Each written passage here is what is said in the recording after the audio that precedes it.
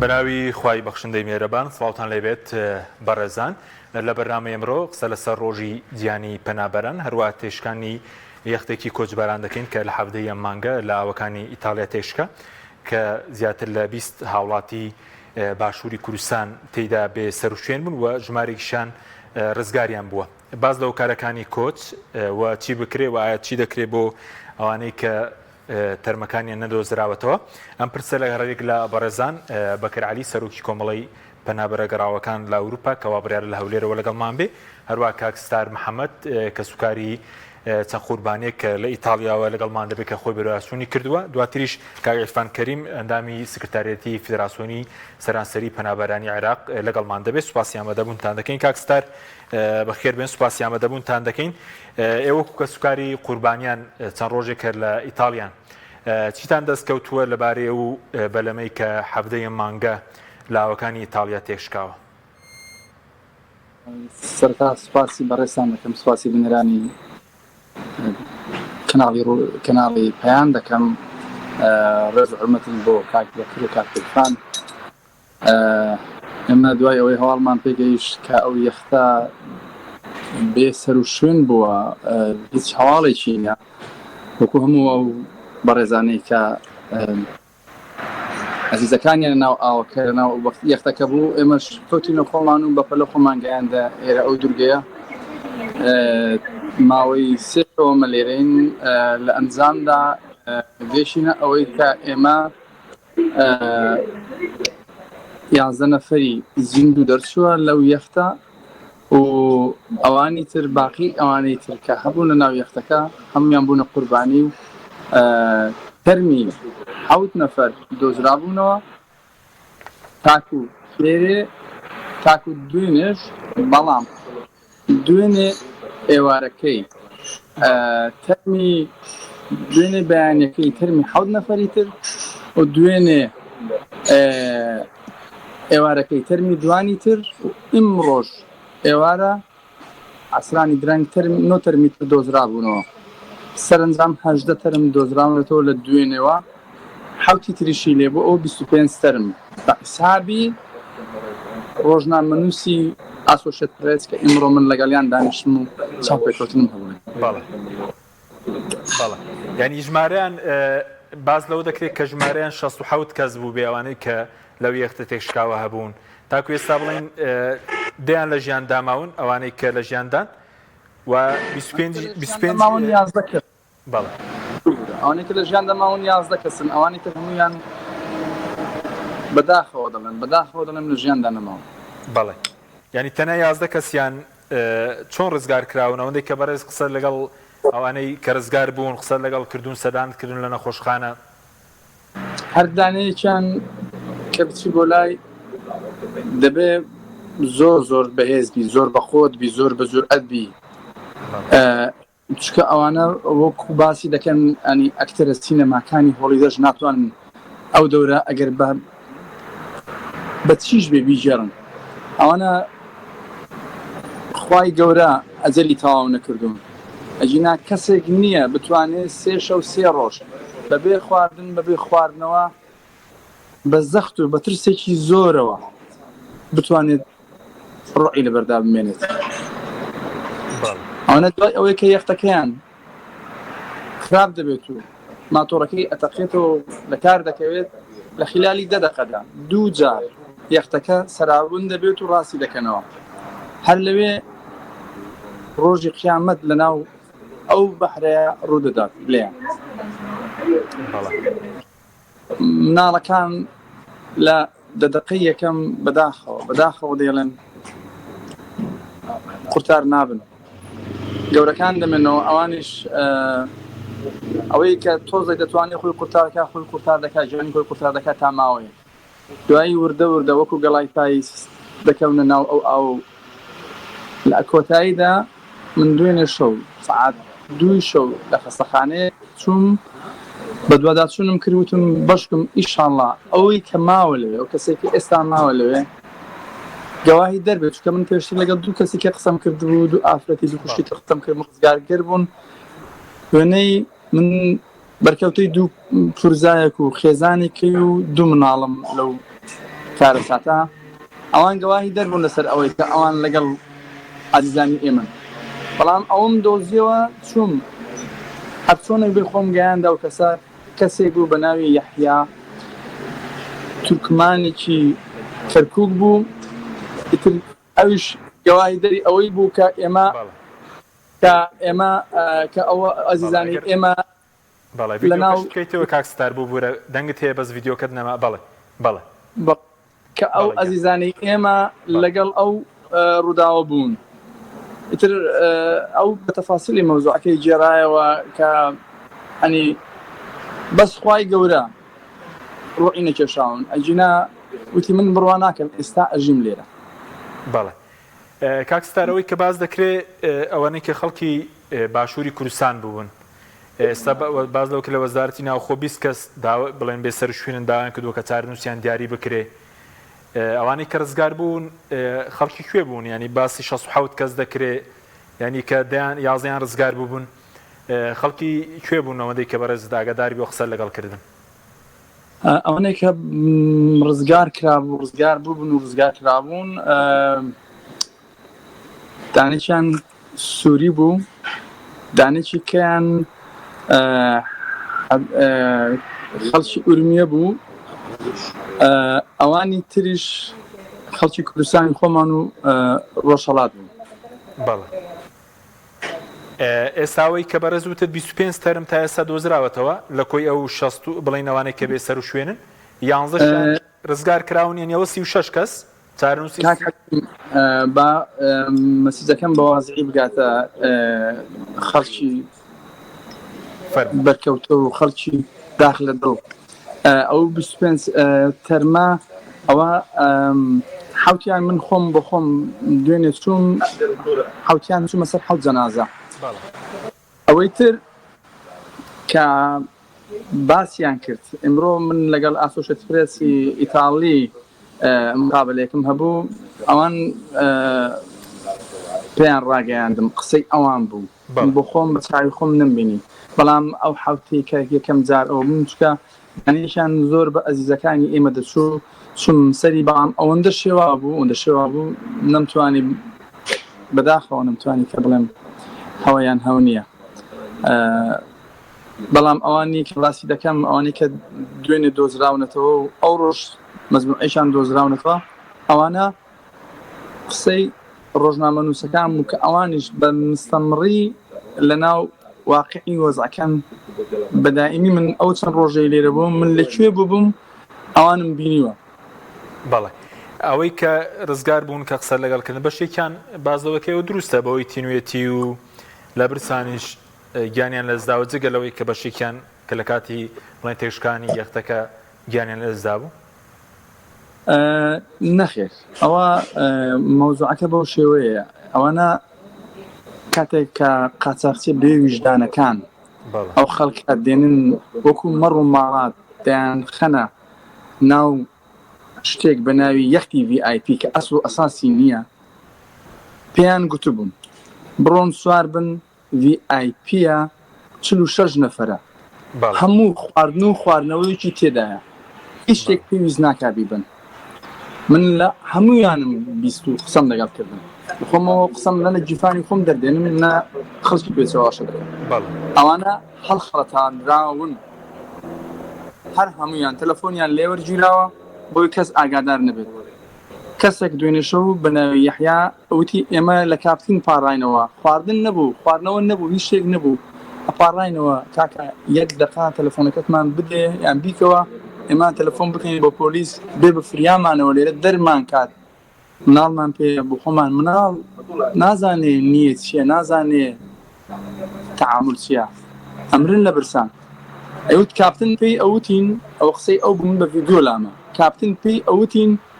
ئەبێ پارەم بیتێ ئینجا من ئەزانم دەبێت چەند دۆلارێکم بیتێ ئینجا من تەلەفۆنەکەت بۆ دەکەمەوە ینی سەرتا پای بەڕێکردن و ڕۆیشتنیان لە ئەوەل دەخەوە تاکو ئاخیر دەخە بەس بە هەڵە بووە ینی ئێمەی الحەمدولله کورد کە موسڵمانی بۆ هەموو بینەرانی بەڕێزی پێیان مەکە مانجی پیرۆژی ڕەمەزان کە بە ڕۆژوو ئەبین لە بەیانی و تا ئێوارە پەرێشان دەبین بێنە بەرچاوی خۆت تۆ کە ڕۆژێک هیچ نەخۆیت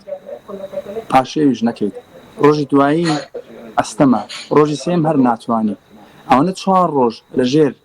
فشاری دەرونی بەتەنیشتیانەوە یەک نەفەرەکان چەند مەترێک لەیان دوورە بە شەوی ترسناک و سامدار بە شەپۆل بەتەنیشتیانەوە ئایزەکانیان جان ئەدات لە برسان بڕوا بکە ئەو کابرایی دوێنێ کە من قسەم لەگەڵ کرد ئەیوت زۆربەیان تێکسو بوون مێشکیان تێکسو بوو قسەیان منیان بە خەڵکی تر بانگ دەکرد بە کەسوکاری خۆیان بانگ دەکرد تاژیدایەکی زۆر گەورە حەقا حکوومەتی هەرێمی کوردستان بێتە سەرخەت یەکەم جار ئەوانەی کە لە پشت ئەو کارە ساتەی بوون بیانداتە دادگا و حەفویان نەکە ناکرێت هەموو ساڵێ ڕۆڵەی ئەو کووردا ڕۆڵەی ئەو خەڵکە برای من برای تۆ کەسی من بیهێنن لەو بەحر و لەو ئاوەکەن کاکە بۆچی لە پێناوی چی کاکەی جان بۆچی والله محقول نییە هیچ خوای جان قبول ناکە خوای گەورە قبولی ئەو شتەی نییە ئەنێ حکوومەتی هەرێم نازانم بۆچی ناکە خۆ ئەو کەسانی کە ئەو کارە دەکەن هەمویان بڕۆن لە کەسوکاری بەرکەوتەکان بپرسن و کەسانە زۆربیان لە کوردستان دادنیش ئەگەر لە کوردستان دادنیش بەڵێ کاکە ئەی لە چۆن خۆ لە ئەمریکا نین ئەی ئەوانە کە پارەیان بۆ دەخەوێنرێت لە نووسنگەکانی کوردستان پارەیان بۆ ناخوێنرێت ئەی کاکە ئەوانە بە تەنسیق ناڕۆن ئەی بوو کابراایکی ئەمریکی نایەت من بەرێ لە کوردستان من بەرێ بۆ ئەمریکا بەرەو کەس ناناسە ئەگەر ئیشیشی ئەو ویشە بێت باشە کاکستار سەبارەت بە بڵێن کەسوکاری بەڕێز خوای گەورە ئارامیتان پێبەخشێ کێتان لە ناوە و بەلەمە تێکشکاوە بووی چارنووسی تا ئێستا دیاریتان نەکردووە چەندەیەوە براچوونتان بۆ ئەوانەی دیکەش کردووە کە خۆتان ڕۆشتن بۆ ئیتاڵیا حەکیم جان ما من کوڕەپورێکم بەناوی کاکە هەژاری و خێزانەکەی سازگارخان و دوو گەرگۆشەکانیان کاکە مەڕوان و کاکە محەممەد بەداخەوە بوونە قوربانی دوایەوەکە لە هەر سێ بەرکەوتەکە ڕزگار بووکە من قسەم لەگەڵیان کرد ڕاستیان کردەوە کە ئەو ئەزیزانە لە ناو یەختەکە بوون ناتوانیوە دوایین جار کە قسەتان لەگەڵ کردوونەوە کەی بوو لەگەڵ ئەو کوڕە خاڵەتان کەی بوو کوڕەپورەکەم چەند سەعاتێک پێش ئەو کاتە بەڵێ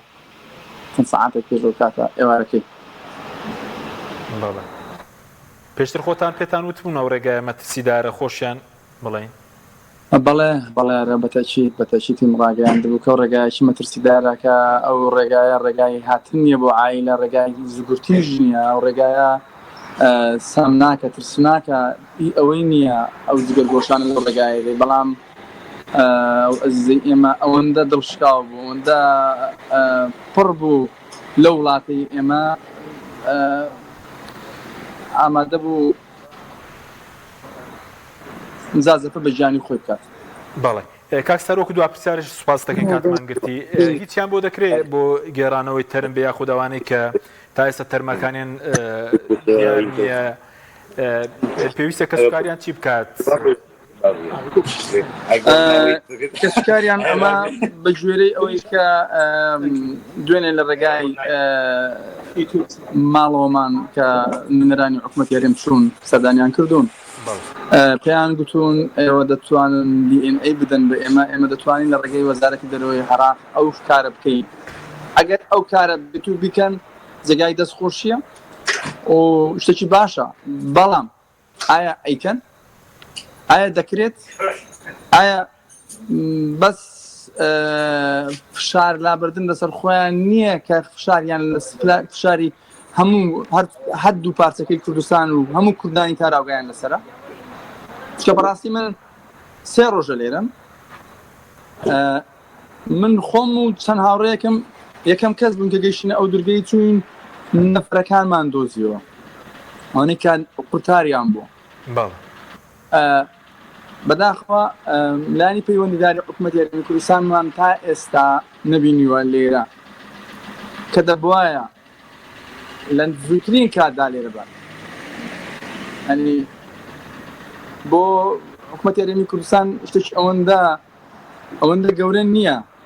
ئەوڕۆ ئێوارە من لە مینایەک بووم، لەو مینایە ئافرەتێک لە سویدەوە هاتووە، خوشکێک و برایەکی لێگەڵا بووم، خەڵکی ڕۆژهەڵات بووم لەسەر باخەڵی خۆی، لەسەر حسابی باخەڵی خۆی هەلیکۆپتەرێکی بەکرێ گرتووە.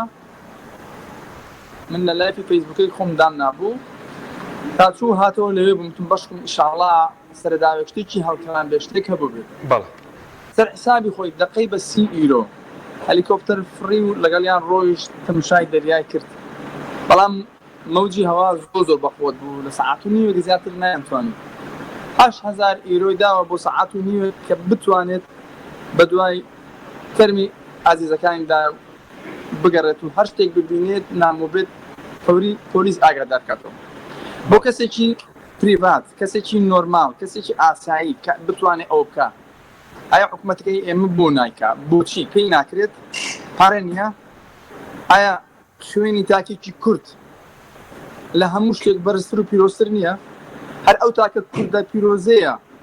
کە هاتووە لەو دەریایە خنکاوە دوێن و پێرێ لە بەرامبەر داعش قەڵغان بوو بۆ مانەوەی سیادەی حکوومەتی یاریدەری کوردستان. ئەی نازانم، داوا دەکەم لێرەوە لە شاشە بەڕێزەکەی ئێوە هەرچی دەکرێت بیکەن بۆ ئەو خەڵکە فەقیرە لەبەر ئەوەی بەڕاستی کارە ساتە لێرە تانیتە ئێرە نازانیت چییە. بەڵێ ئەگەر شتێکت مابێ کاک ستار باکاتە نەگری زیاد سوپاس دەکەین، ئەگەر پامێک شتێکی ترت ماوە سوپاس دەکەین. من بەس ئەوەندە دەڵێم تکا دەکەم لە حکوومەتی یاریدەری کوردستان لە ڕێگای ئێوە با بچن بە دوای قاچاقچیەکان بدۆزنەوە سۆراغی قاچاقچیەکان. بەڵێ ئەوەی کە ماڵی لە هەولێر بووبانەی لە سلێمانی داڵدەیدا، ئەوەی کە ماڵیشی لە سلێمانی بووبانە چێ لە هەولێر ڕاکە لەبەر ئەوەی لایەنی یارم چۆن دەڵێی تەرەفی ئەو بەرە ئەو داڵدەیدا ئەو نەفەرێک داڵدەدەدا، بەڵام عایلەی 60 کەس بە هەموو کەس و کاریەوە لی دەتۆرێت. کەسێک کە تاوانبارە دەبێت بدرێتە دادگا، کە دادگا هەیە دەبێت بۆ هەمووی هەبێ، یاسا لەسەر سەروی هەموو کەسێکە با هەبێ بۆ هەمومان هەبێت، بۆ ئێمە فەخری پێوە بکەین. بەڵام نەک ئەنی مافیاگەری نییە کاکە. ئەگەر مافیاگەریە هەموو کەس دەتوانێت تۆڵەی خۆی بەدەستی خۆی لەو کەسی بکاتەوە کە ڕوعی دەکێشێت و ڕوعی دەخاتە ناو ئەو ئاوەیەوە. من لێرە سوپاسان دەکەم، هیچی ترم نییە لەوە زیاتر. کاک ستار سەرخۆشتانە دەکەین. سپاس ستار محەممەد یەکێک لە کەسوکاری قوربانیان کە لە ئیتالیاوە لەگەڵمان بوو، دواتر لەگەڵ میوانەکانی تریشمان قسە دەکەین لە یەڵ کاک عیرفان کەریم لە فێراسۆنی پەنابەران. دیارە و کەشتی کە تێکشکاوە لە 17 مانگە بەپێی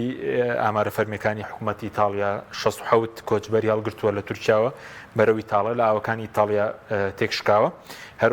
وەکو میوانەکەشمان ئاماژەی پێکرد ئەوەی کە لایەنە پەیوەنددارەکان و پۆلیسی ئیتالیا باسی لەوە کردووە کە 25 تەرم تاکو ئێستا دۆزراونەتەوە جگەلەوەی کە بۆ 11 کەسی تریشان ڕزگار کراون. ئەوانی تریشان تاکو ئێستا چارنووسەکەیان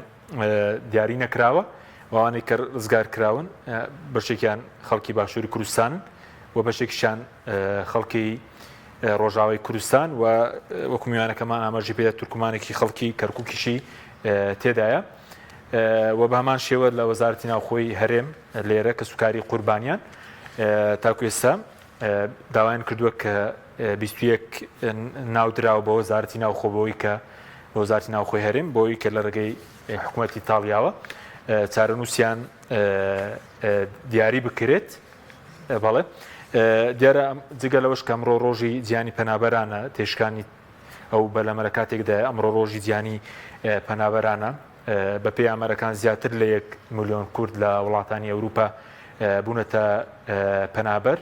و لەوێ ژیانی پەنابەری بەڕێ دەکەنە و هەر بەپێی ڕێکخراوی بەپێی ئاماری فەرمی سەرۆکایەتی کۆچ و کۆچبەرانی تورکیا لە 1 2024ەوە تاوەکو ڕێکەوتی 6 2024 ژمارەی ئەو پەنابارانەی کە دەستگیر کراون ژمارەیان 95,000 لە تورکیا دەستگیر کراون و بە هەمان شێوە بەڵێ دیارمیۆنەکەمان ئامادەیە کاک عیرفان کەریم ئەندامی سکرتارەتی فدراسیۆنی سەرانسەری پەنابەرانی عێراق. کاک عیرفان سوپاسی ئامادەبوون دەکەین. دەمانەوەی سەرنجی بەڕێژی بزانین لەسەر تێکشکانی ئەو بەلەمی کۆچبەران لە ئاوەکانی ئیتالیا کە 67 کۆچبەری هەڵگرت بوو وەکو فیدراسیۆنی سەراسەری پەنابەرانی عێراق کە ئێوە ڕێکخراوەکەن دەمێکە لە بواری پەنابەران خزمەت دەکەن دەتوانن چی بۆ کەسوکاری و کۆچبەرانە بکەن؟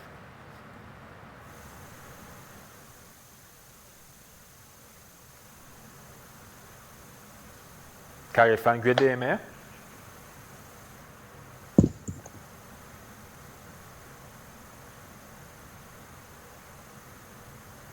کاک عیرفان بەڵێ گوێ لێمێ ئێستا؟ دەنگتان زۆر کزە ببورن. بەڵێ باسی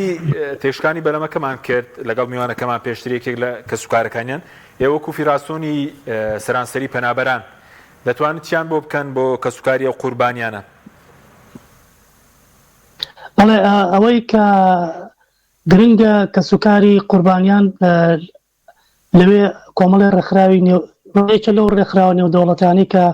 هەن پزیشکانی بێسنوورە پەیوەندی بکەن بەوانەوە و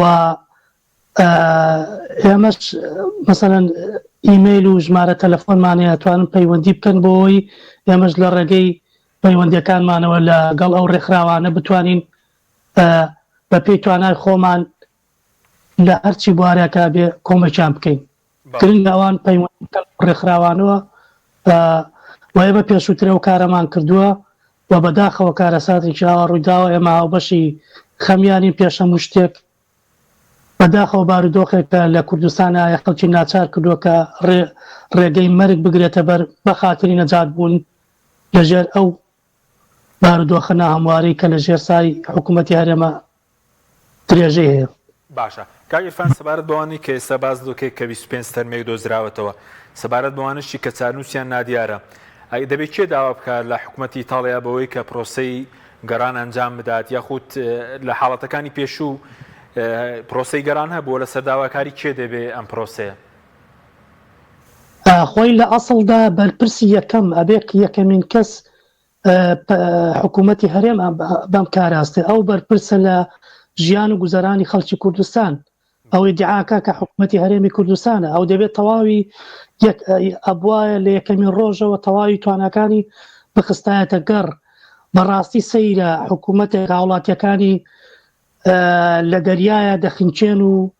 بە منداڵ بە بەرچاوێەوە ژن و منداڵ دەخینچێ دوای ئەوەی کە لە دەستگاکانی ڕاگەیاندنەوە دەیان کەس ناڕەزایەتی دەیان ڕێکخراو ناڕەزایەتی اینجا بە ناچاری دێتە سەر خەت و دەزانێت کە فشارێکی گەورەی هاتۆتە سەر بە بڕای من یەکەمین کەس کە دەبێت هێقەی بگیرێ حکوومەتی هەرێمە دوجار حکوومەتی ئیتالیا و ڕێکخراوەکانی تر کە بەسم یەکێتی ئەوروپا و ئەوانەی کە ئەوانش بە بەرپرسن لە نقمبوونی ئەو خەڵکە و بەوەی کە ڕێگری خەڵکیان ناچار کردو کە ڕێگای مەرگ هەڵبژێرێ و بە خێزان و ژیانی خۆیان بخەنە و مەترسیەوە بەبەستم بە دەرەجەی یەکەم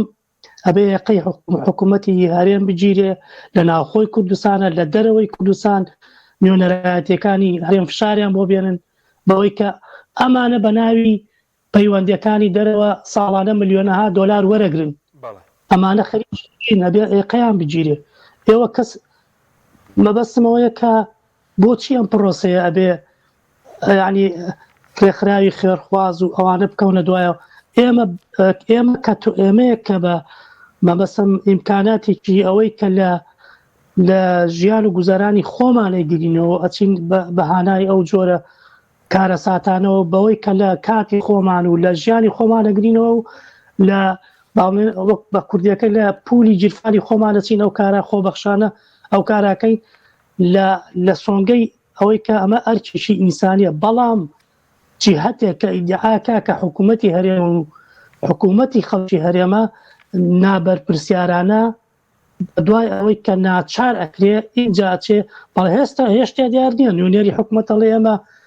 بەهانای ئەو باڵێن چاودێری ئەو مەسەلەی و هەوڵ دەدەین هەموو هەوڵێک دەن بە حسابی خۆیان کە کۆمەکی ئەو خەڵکانە بکەن و بتوانن تەرمەکانیان بگەڕێنەوە کوردستان. هیوادارم ئەو کارە بکەن، بەڵام گرنگەوەیە کە فشاریان بۆ بێنن و ناچاریان بکەن ئەم کارە بکەن. بەڵێ کەواتە بڵێن پرۆسەی گەڕان بە دوای چارنووسی ئەوانەی کە لە ئاوەکانی ئیتاڵیا نقم بوون ئەوەیە کە بە فەرمی هەرێم و عێراق دەبێت داوا لە ئیتاڵیا بکەن ئەم پرۆسەی ئەنجام بدات. بەڵێ دقیقاً حکوومەتی عێراق حکوومەتی هەرێم ئەمانە ئەبێ ناچار بکرێن و ئەمانە نایکەن، ئەمانە ئێمە تەجروبەمان هەیە لەگەڵیانە. تۆ تەماشاکە یعنی لاشتەی کەسێک کە گیانی لەدەستداوە لە دەریاکان ئەمانە ئەکەن بە ئیمتیاز جارێکیان کارێکی وایان کرد کە ئەوش تەبعاً لەژێر فشاری دەیان ڕێکخراوێکی لەوانە کە ئێمە بووین لە دەستگاکانی ڕاگەیاندنەوە فشارمان هێنا بۆ حکوومەتی هەرێم ناچارمان کردن ئەو کارە بکەن، بەڵام ئەمەشیان کرد بە دەستکەوت بۆ خۆیان. سەیری ئاستی ئەوەی کە چەندە بێبایەخ تەماشا ژیانی خەڵکەکەن ئەمەیان کرد بە ئیمتیاز کە لاشەی کەسێکە بنەوە بۆ کە سوکارەکەی کە گیانی لەدەستداوە لە ڕێگەی کۆچ بەبەستە ئەبێ ناچاریان بکەن و هەردوو جیهات بەرپرسی سەرەکین لەوەی کە ئەبێ چکو توانایەکی زۆریان لەبەردەستایە، پارۆپولێکی زۆریان لەبەردەستایە، پەیوەندیەکی زۆریان لەگەڵ ناوەندەکانی حکوومەتەکانە هەیە، بۆچی ئەم کارە ناکەن؟ باشە بەس کاگرفان بۆ ناسینەوەی یەکێک لە کەسوکاری و قوربانیانە پێش بەڕێز دووەرمان گرت بازۆکە کە بەشێک لە تەرمی بڵێنەوە کۆچبەرانەی کە خنکاون و وەدۆزراونەتەوە کە گیانیان لەدەستداوە ناناسێنرێنەوە پێویستی بە دیێنەی هەیە ئایا چۆن دەکرێت ئەمە دەبێت لێرە کەسوکاریان چی بکات یاخود ئەم پرۆسێ چۆنەوەی کە پێشتر خۆتان کردوتانە لە ڕووداوەکانی ڕابردوش کە لە ڕووداوی هاوشێوە هەبووە؟ بەڵێ ئەبێ DNA ئەو کە نزیکترین کەسەکانی خێزانی ئەو کەسانی کە گیانیان لەدەستداوە ئەوان ئامادە بن و DNA فەحسیان لێوەرگیرێ مطابق بێ لەگەڵ ئەو کەسی کە گیانە لە بە بڕای من ئەما بێ نوێنەرایەتی حکوومەت لە دەرەوەی وڵات ئەم کارە بکە و فەورەن دەبێ هەموو ئاسانکاریەک بۆ کەسوکاری خێزانی ئەو کەسانی کە گیانیان لەدەستداوە هەموو فەورەن بە پاسەپۆرت و بە مەسائل و بە هەر ئیمکاناتێک کە ئەکرێ لە هەموو ئیمکاناتەکان بخاتە خزمەتی ئەو کەسانە چووکە ئەوان ئێستا لە بارودۆخێکی سەختی دەرونیان بە بەداخەوە یعنی کارەساتێکی وە وەکو وتم ئێوە تەماشاکەن ئێوە وەکو دەستگاکانی ڕاگەیاندن ئەم مەسەلەیە باسەکەن و ئەوانش ئێستا لە دەستگاکانی ڕاگەیاندنی خۆیانەوە باسیەکەن دەستگاکانی سەر بە حکوومەتی هەرێم، بەڵام مەسەلەن بەڵام دوای فشارێکی زۆر ئەچون ئەبێ مەبەستم ئەم فشارانە وایە لێکە کە کارێک بکەن بۆیە گرنگە مەسەن لە هەنگاوی یەکەمە کە سوکاری ئەو کەسانی کە گیانیان لەدەستداوە یەقەی نوێنەرایەتیەکان بگرن و فەورەن داوا ئەوە بکەن کە فەحسی دیێنەکانیان لێوەرگرن بۆ ئەوی بیبەن مطابقیکەن لەگەڵ ئەو کەسانەی کە ئێستا لە ئیتاڵیان لەو شوێنانەی کە پارێزراون. باشە کاگیرفان سەبارەت بە مامەڵەی قاچاقچیەکان لەگەڵ کۆچبەران لەگەڵ پەنابەران جۆرێکە لە بازرگانی چووکە باز لەوە دەکرێت کە سوکاری یەکلاوانە بازەوەکە کە ئەو یەختە وتیانە 36 کەسی تێدا دواتر 67 کەسیان لێبار کردووە هیچ مەرجێکی سەلامەتی وەشیان تێدا نییە بازرگانێکی زۆر هەیە بە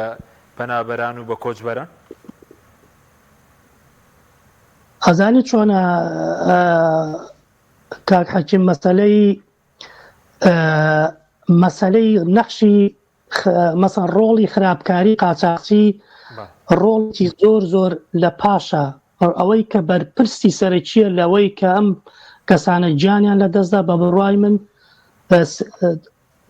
دووسێ جیهەتی سەرەکین یەکێکیان ئەم دەوڵەتە زلهێزانەی ئەوروپان حتا ئەمریکاش ئەمانەی کە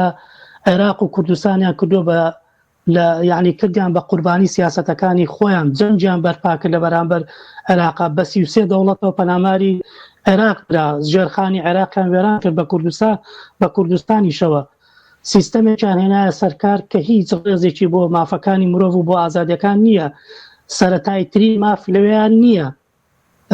تۆ تەماشاکە دوای 30 ساڵ هێشتا ئاو کاربان نییە، بۆ ئاوی خواردنەوە نییە. شارۆچکەیەک وەکو چەمچەما کە نزیکەی 9 ملیۆن ئینسان تیاژی ئاو نییە بیخۆنەوە لەم گەرمای هاوینە، ینی نزیکەی 14 ڕۆژە باس لەواکەن کە ئاو نییە. مەبەستمەوەیە کە ئەوەی کە مەسەڵەن ئەیانەوێ خەتای گەورە بخەنەوە سەر قاچاقچیەک، تەبعەنەوەیش بە ئامانجی پارەوەرگرتن و یعنی مامەڵە بە ژیانی مرۆڤەوەکە، بازرگانی بە ژیانی مرۆڤەوەکە. بەڵام بەرپرسی سەرەکی لەوەی چێ ئەم خەڵکەی ناچار کرد کە ڕێگەی مرگ بگرێتە بەر. پرسیارەکە لەوەیە، پرسیاری سەرەکی ئەوەیە و ئەوەیە کە چێ وای لەم خەڵکەکە، چێ وای لە گەنجێک کردووە کە هیچ ئومێدی نەبێ بە ئایندەی خۆی لە کوردستانە، ئەوەی کە ناچاری بکە ڕێگەی مەرگ و ئەوەی کە پێشتر ئەزانێت کە چەندین کەس لەم ڕێگای گیانی لەدەستداوە، بەڵام وەکو ناچاریەک ئەوەندە بێ ئومێد بووە لەو بارودۆخە ئەڵێ یا مەرگ یا ژیان. مەبەستم ئەلێرەوەیە کە حتمما ئەو قاچاقچیە، بەڵام بە گەورەکردنەوەی ئەوەی کە ئەمانە تا ئەمانە قاچاقچیەکان بەتەنیا بەرپرسن بە بڕای منە ئەوە هەوڵێکە بۆ داپۆشینی ڕۆڵی تاوانبارانی مۆرەمونە حکوومەتی یاریان حکوومەتی عێراقی دەوڵەتانی ئەوروپا. ئەمانە من ببوورە من تۆزە درێژادم بە قسەکەم دەبێت مەسەلەی تر ڕۆشنەکەمەوە دوایێت بۆی معلوم بێ بۆ مەبەستمان چییە لەم قسانە. لە 2003 حکوومەتی عێراقی لەگەڵ یەکێتی ئەوروپا اتفاقێکی کرد 2013ەوە بۆ بە زۆر ناردنەوەی پەنابەران. ئێمە بەرمان بەوە گرت کە حکوومەتی هەرێممان ناچار کرد کە فڕۆکەخانەکانی نەخاتە اختیاری بە زۆر ناردنەوەی پەنابەران. ئێستا لە 2000 ساڵی پار حکوومەتی سوودانی اتفاقێکی کردووە لەگەڵ ئەڵمانیا بۆ بە زۆر ناردنەوەی پەنابەران. ئەو لە ماوەی ساڵێکدا نزیکەی 216 کەس 261 کەس بە زۆر نێردراوەتەوە بۆ کوردستان و بۆ عێراق. مەبەستم لەوەیە ئەمان نەخشی تاوانبارانەیە لەلایەک کەسێک کە ناچارەکەن ئەی هەڵنەوە لە ژێر بارودۆخێکە کە هیچ ئومێدێکی بە ژیان نەبێ، وەختە دەیەوێ بە چۆن ئومێدەکە ئەگەڕێ ڕێگایەک دۆزێتە بۆی بگا بە ژیانێکی ئارام و ئایندەی چێبێ ڕوبەڕووی مەترسی خنکان و گیان لە دەستدانە چێ. حتا لەمەی کە ئەم کەشتەیە کە غەرق بووە، کەشتیوانەکانی ئیتالیا ئیمکاناتێکی عەجیبیان لە بەردەستایە دەیانتوانی بەهانایەوە بچن، ئەوان لە جەتی بەهاناوە چوون. چەند ساڵێکە ئێستا پەلاماری ئەو کەسانە شەدەن کە خۆبەخشانە لە دەریاکانە ئەچوون بەهانای ئەو پەنابەرانەوە کە یەختەکانیان تووشی لە مەترسیا بوون، خەڵکانێکە بوو لە ئەڵمانیاوە دەچوون، لە ئیتالیاوە دەچوون، ئەوانیان تووشی لێ پێچینەوە کرد، ئەوانیان دادگایی کرد لە ئیتالیا و لە چۆ. بەبەستم ئەمانە تاوانباری سەرێکی نەک ئەوەی حتمما قاچاقچیەکەش بە ئەندازەی خۆی نەخشی تاوانبارانەیە هەیە. بەس ئێوە بەنامێکتان دەرکردبوو کاگەیفان باسیەوەتان کردبوو بە ئامانجگرتنی بڵێن بەلەمی و یەختی کۆچبەران هەیە بان خەز لەیان وڵاتانەوە بێ و حاڵەتەش بەدی کراوە. ببوورە پرسیارەکەت باش. بەنامەیەکتان دەرکردبوو بە ناوی فیدراسیۆنی پەنابەران، ینی بە ئامانجگرتنی یەختی کۆچبەرانی شێ بان قەست لەلایەن هێزی دەریایی وڵاتانەوە؟ بەڵێ بە ئامانجگرتن هەیە لەلایەن وەکو وتم ئەمە ئەزای چۆنە ئەمان جۆرێک جەنگێکیان بەرامبەر بە پەنابەران ڕاگەیاندووە، هێزێکی دەریاییان دروست کردووە هاوبەش لە وڵاتێکی ئەوروپی، هێژێکی دەریایی بە ناوی فرۆنتێکسە. لەو بابەتە شتێکی لەو بابەتەیە کە چەند وڵاتێک تایە بەشدارە لە دەریاکانە ڕوبەڕووی بەر بە هاتنی پەنابەرانەگرن، ئەوانەی کە بە ڕێگەی دەریادادی. و حتا چەند حاڵەتێک بووە کە بە ئەنقەست بە ڤیدیۆش حتا لە سۆسیال میدیا بڵاو بۆتەوە کە پاڵ بە کەشتەکانەوانن و ناچن بە یعنی پەنابەرانێک کە هاواریان دەڵێن فریامان کەون وا دەخینچین بە دەیان بینین بە چای خۆیان بەڵام ناچن بەهانایانەوە. ئەمان سیاسەتێکی زۆر ڕەگەز پەرستانیان گرتوۆتە بەر بە تایبەت یەکێتی ئەوروپا و ساڵی پار ڕێکەوتنێکیان بەجێ ئیمزا کردووە کە لە 2026 هاچێتە بواری جێبەجێکردنەوە ئەوەی کە تەواوی سنوورەکان تون دەکەنەوە. جاران ئەگە کەسێک باتە ڕاستەوخۆ لە وڵاتە با بڵێن کەیسی پەنابەرەکەی بەڕەسیە کرا قسە ینی با بڵێن تحقیقی لەسەرەکە ئێستا قسە لەسەرەوەیە کە لە 2026ەوە بینێرن بۆ وڵاتی سێیەم بیگەڕێنە وڵاتێک یا دروستکردنی چەند بنکەیەکی گەورەی پەنابەری لە وڵاتە لەگەڵ ئیتفاقیان کردووە لەگەڵ مەغریب لەگەڵ تونس تقریبا 2 ملیار دۆلاریان بۆ ئەم کیسانە سەرف کرد. یعنی حتا بازرگانی بە ژیانی پەنابەرانەوەکەن وەکەوەی کە کاتی خۆ لەگەڵ حکوومەتی تورکیا کردیان کە پارەیان پێدان بەوەی کە بە حکوومەتی ئۆردۆگان بەڵام بە مەرجی ئەوەی کە نێڵێ پەنابەران ڕووبکەن بە ئەوروپا. بەڵێ کاتمان بەرەو تاوابوون دەچێ بەس بە کورتی باسی بەرپرسایەتی ئەمریکا و وڵاتانی ئەوروپاش کرد کە لێرە بڵێن جەنگ و وێرانکاریی زۆر هەیە لە ڕۆژهەڵاتی ناوەڕاست. ئەوان بەرپرساری سەرەکین لەڕێی پشتگیری دیکتاتۆرەکان بێ لەڕێی هەڵگیرسانی و جەنگانە بێت و لەڕێ ئەوەش کە بەرەزوت ئێستا بڵێن دیپۆرتکردنەوەی پەنابەران هەیە پێنەدانی مافی پەنابەرێتی هەیە. بەڵێ مەسەلەی پەنابەری مەسەلەیەکی جیهانیە، مەسەلەی ئەوەی کە کەسێک ینی ئێستا هیچ کەس لە خەڵکی کوردستان ینی بەر لە شەڕی کەنداوی یەکەم لە ساڵی 1991 بە بڕواین بەشێکی کەم لە خەڵکی عێراق و کوردستان ئەوەی لە خەیاڵ بیری لەوە نەکردوێتەوە کە ڕێگای کۆچ و بە ناچاری بەجێشتنی وڵات ببێتە بڕیارێکی. بەڵام ئەم جەنگەی ئەمریکا تەواوی کۆمەڵگاکەی وێران کرد. ئێستا هیچ کەس بە بڕوای من هەز بە ئەمنیەت ناکەنە لە عێراق و یعنی ئەگە بێتە سەر ڕاستی بڵێ بە ویژدانەوە قسە بکەتەوە 100% هەست بە ئەمنیەتەکەی یا ئەزانی سبینێ یا 6 مانگی تر بارودۆخی سیاسی چۆنە گرنگی ئەوادی بە بڕای من کەس ناتوانێت وەڵامی 100% بداتەوە. بۆیە ئەم بارودۆخی جەنگ و فەرزکردنی ئابلوقی ئابووری و هێشتنەوەی کوردستان وەکو نمونێ باسکەین، کوردستان وەکو کۆمەڵگایەکی وەکو ئاوارە چارەنووسی ناوەی کە لەمە 100% لەگە حکوومەتی عێراقیە نەجیابووتەوە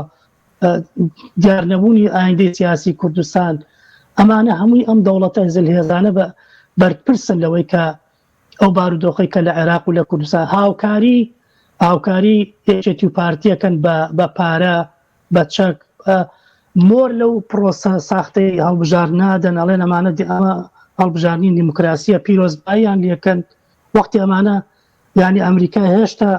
کۆمەکی مالی بە یەکێتی و پارتیە بە چەکدارەکانی یەکێتی و پارتیەکە لە کاتێکە خۆی دیعاکە کە ئەمە وڵاتێکی دیموکراسی و مافی مرۆڤە پارێزێک ئازانێ ئەم دووهێزە ڕێز لە مافەکانی مرۆڤ ناکردن و وە خەڵک لە دەستی ئەوان ڕێگەی هەڵاتن و کۆچ ئەگرێتە بەر. بە بڕای من ئەمانە هەمووی هۆکاری سەرچین بۆ ئاوارەبوونی خەڵکو و ئەمانە ئەم بارودۆخەیان خۆڵخانووە کە خەڵکی کوردستان ڕێگەی مەرگ بگرێتە بەر. باشە بە کورتی وەکو بڵێن ئێستا چارەسەر چییە ئەو ڕێگەی کۆچ ڕێگایەکی زۆر نەهەموارە چارەسەر چییە و مافی پەنابەریتیژە سەکەمتر دەدرێت بە هاوڵاتیانی هەرێم بە کورتی بێ سپاس دەکەم. بەڵێ بە بڕای من چارەسەر ئەوەیە خەڵکی کوردستان درێژە بە ناڕەزایەتەکانی خۆی بێنێ بزوتنەوەیکی جەماوەری سەرتاسەری بۆ مافەکانی خەڵک بێتە مەیدان بۆ دابیکردنی بیمەی بێکاری گەنجان دەرچوانی زانکۆ ئەمانە حەقی خۆیانە بیمەی بێکاریانێ وەختێ دامەزراندن نابێ بەڵام دەبێ بیمەی بێکاریان بۆ دابینکەن ناچار نەبن لە هەژاری و لە فقر و ئەمانەیە بژین. بۆچی دەبێت خەڵک لە وڵاتێکە کە لەسەر دەریایەک لە نەوت و غاز و سەرچاوی سروشتی گەورە هەیە لە غاز و لە نەوت و لەمانە لە هیچ شتێکی کەم نیە لە وڵاتە. بۆچی دەبێت خەڵک با بڵێن سەرەتاییترین خزمەت گوزاریەکانی نەبێ، خەڵک دەبێت بێتە مەیدان یەکگرتوانە. ئەمە چارەسەری ڕیشەیە. خەڵک بەماتوانێ لەم وڵاتانە خەڵک کە بۆ نمونە مافێکی دەخورێ، خەڵک دێتە مەیدان، خۆپشاندانی 100,000 و 200,000 کەسی دێتە مەیدان بۆ مافەکانی خۆیان. خەڵکیش دەبێت بە هەمان شێوە خەڵکی کوردستانش دەبێت خۆیان ڕێکخراوکەن لە زانکۆکان، لە ناوەندەکانی شارە، لە شوێنی کارە، لە هەر شوێنێک کە بۆیان دەکرێت ئەو مافی ڕەوای خۆیانەکە لە تەواوی خزمەت گوزاریەکان بارەمەند بن. دەبێت بیمەی بێکاریان بۆ دابین کرێت، دەبێت ژیانیان باش بکرێ. هیچ شتێ لە وڵاتەکە نییە و ئێستاش بەداخەوە مافی پەنابەرایەتی بەهۆی سیاسەتی ڕاستیستی ئەم دەوڵەتانە کە خۆیان تووشی قەیرانی ئابووری بوونەوە، ئەیانەوێت قەیرانەکە بەسەر خەڵکی پەناهەندەیە بشکێنەوە، بڵێنەوە پەناهەندەیە بەرپرسە لە مەسائلی بێکاری و گرانی. سیاسەتێکی ڕاستیستیان کردوتە بەر تەواوی مافەکانی پەنابەریان، باڵێن ڕێگریان بەربەستیان قسۆتە بەردەم مافی پەنابەری، سنوورەکانیان توند کردوتەوە. یەک سیاسەتی ڕەگەزپەرستانە لە دەستگاکانی ڕاگەیاندنەوە لە بەرامبەر پەنابەراندا کەوتۆتە ڕێ. بەڵام لە بەرامبەریش تا ڕێکخراوەکانی دیفاع لە مافەکانی مرۆڤ، ڕێکخراوە ئینسان دۆستەکان، ئێمە وەک بەشێک لەو ڕێکخراوە بەردەوام لە مەیدانیان بۆ بەرگرتن بەم سیاسەتە ڕەگەزپەرستانەی ئەم دەوڵەتانە. بەڵێ سوپاس دەکەین کاک عیرفان کەریم، ئەندامی سکرتارێتی فیدراسیۆنی سەرانسەری پەنابەرانی عێراق کە لە ئەڵمانیەوە لەگەڵمان بووی. سوپاسی جەنابەت دەکەین. هەروە بڕیار بوو کاک بەکر عەلیش لەگەڵمان بێ، بەڵام نەمانتوانی وەریگرین، دیارە ئیلتیزامێکی بۆ دروست بوو. سوپاس بەوەی بینەرانی بەڕێز، سوپاس بۆ هاوکارانم، خواتان لەگەڵ.